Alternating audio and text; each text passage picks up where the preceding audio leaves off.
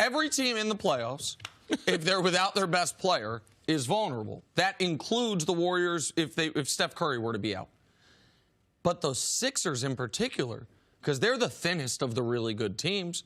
The Warriors are probably the next thinnest, to be honest, because of how much high-level players they have at the top of their roster. But the Sixers, everything needs to go through Joel Embiid. And if we're being honest about Jimmy Butler as a Sixer, Jimmy Butler has not been all-star, fringe, all-NBA Jimmy Butler as a Sixer. He hasn't been that guy this year. Now, maybe he will be in the playoffs. Maybe he has just been deferring to Joel Embiid. But I can't just say, oh, with no Joel Embiid, we're going to start getting 27 a night from Jimmy Butler. I don't know that that's true. Now, I think they're being very cautious with him. He hurt this knee. If you remember, it was here in New York when he jumped over Regina King, right? Regina King the night before she won her Oscar, I think, or a couple nights before. And then he played in the All-Star game, missed 8 games afterwards, yes. And they've been cautious with him since. But I'm very curious to see, is this a little subterfuge by Elton Brand? Are you trying to maybe, trying to make the Nets have to prepare for one thing or the other? Or is Embiid really less than 100%? Because if the Sixers are going to do what they plan to do this postseason, it all runs through the best player on their team. If Joel Embiid is not 100%, this is the upset of the first round. All right, they play the first 5 games in 10 days. They start on the 13th. The 5th game is the 23rd. So in that, if he's Nick, you got 5 games. So you're basically playing every other night. So for me, looking at the series, looking at the matchups, and there are some good matchups in that first round in both the East and the West, this is the upset because I know, man, they'll have a hard time matching up with Brooklyn because they do have some depth. And if Brooklyn gets hot on the 3-point line, we know Philly's good for their defense, but no defense can stop a team once they get hot shooting the 3 ball. And if Joel Embiid is nicked up or not at 100%, man, this to me is the upset of the first round. What can't he do if he's not 100%? Where can you exploit that weakness if you know you're only getting 50, 60, 70%? He won't be as good defensively. He won't be. Do you remember the play? Was it who was it? Was it on Steph? I can't remember the play where the guy went underneath him and then he blocked it. Kyrie, thank you. It was on Kyrie. Oh yes, and the big Sixers Celtics matchup. Exactly right. The type of nimble athleticism that you don't typically see from a guy who's 7'1", 7'2", that's there. And I would wonder, can you play? One of the reasons I said I think Sixers will be fine with the short bench is in the playoffs your rotation shortened. Your best guys play 36 to 40 minutes instead of 32 to 36 minutes. If you have to nurse the knee and Embiid's on anything close to a minutes restriction, that just not being out there is something he can't do. Yeah, if he can't get up and down the court. Yeah, if he can't be as athletic as he is right there, that takes away. Because he also, when he brings you out to the 3-point line, that pump fake and going into the paint, how much of that are you going to see? So it's something we must watch. One other thing on getting up and down the court, to quote one of Chris's sources, the great Butch Carter, in the NBA playoffs, the centers are not going to get the calls. The one place where, if you have a very athletic big man, you can get the advantage is if he can beat you up the court on offense. Before you set up that Before defense. you set up, they also won't call offensive fouls on a big man who is going to immediately initiate position.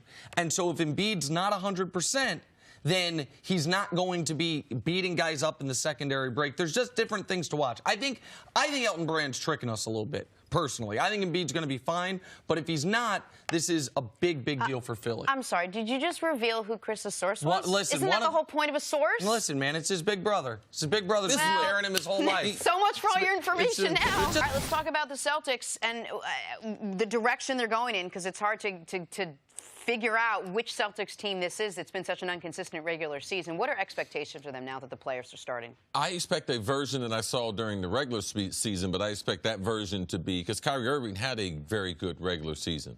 Now, as a team, the team was better when he wasn't on the court.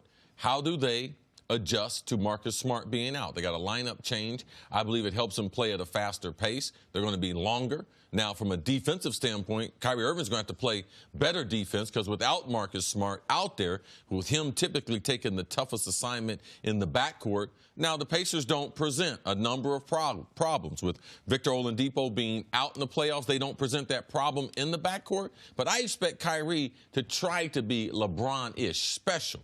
Take over. Like, he had some times this year Now, not in sync with his teammates, but, man, he took over quarters, took over games and everything. Now you're in the playoffs, and there's a lot more pressure on Kyrie than the other Celtics because his future is up in the air. So I expect immediately from game number 1, he comes out there on a mission, and I expect him to also, from an offensive standpoint, to be far more aggressive in this tighter rotation that I believe is going to help them because Jaylen Brown's going to get more minutes. Tatum should get more minutes. And Gordon Hayward. Gordon Hayward, he should get more minutes in a way that how they utilize him becomes very important. But I expect Kyrie to be special, even at the Celtics. If they follow up a lackluster season with a lackluster postseason, I believe Kyrie's going to remove his name from it because he's going to personally be on a mission to individually make sure that his stats look good. And listen, this is what they were missing last year, we were told. They just didn't have the star. They didn't have the closer. They didn't have the guy you could trust in road playoff games. Remember last year, this Celtics team won one road playoff game the whole run. It was an overtime win in Philly that it so much looked like that Philly had won that the guy set off the confetti cannon during at the end of regulation. I put up or shut up time now for Boston. Kyrie has said, man, just can't wait to get to the playoffs. The team has enormous expectations built into this season and built into what this season will allow them to do in the future. You do well in these playoffs. You convince Kyrie to stay. You use 3 of those potential 4 first-round picks you're going to have, plus Jason Tatum, to acquire Anthony Davis, and you go into next season as the big favorites in the Eastern Conference. Or this playoffs go the way this regular season has gone. You lose games you shouldn't lose. Guys are unhappy. You're all of a sudden in a game 7 with the Pacers, while Milwaukee's been off for a week after sweeping the Pistons, and Giannis goes and annihilates you in round 2 if you get there. In which case, Kyrie Irving's last day with the Boston Celtics will be sometime in late April, or the best case scenario, very early May. And that will make this a disastrous season. And there's no way around this. This is not last year where you had legit, not injury excuse, injury explanation. Those weren't excuses for the Celtics. They got injured. That wasn't on them. But this year, Marcus Smart is an important player for you, and he's the guy that guards Bojan Bogdanovic, and I get that. But if you were the team you said you were, a Marcus Smart first-round injury cannot derail that. And that cannot be used as an excuse. And for Kyrie has been amazing in the playoffs with LeBron. This is going to be his first playoff game without LeBron. It's going to be his first playoff game where he's the best player on a team. I'm excited for him. I think he's going to follow up his great regular season with a very good postseason, even if it's brief. But we've never seen it. We've got to see him do it as the man on a team in the playoffs. Thanks for watching. Subscribe here to get the latest from the show. Also, be sure to check out more of the best clips from First Things First, or go watch a few segments from our other shows on FS1.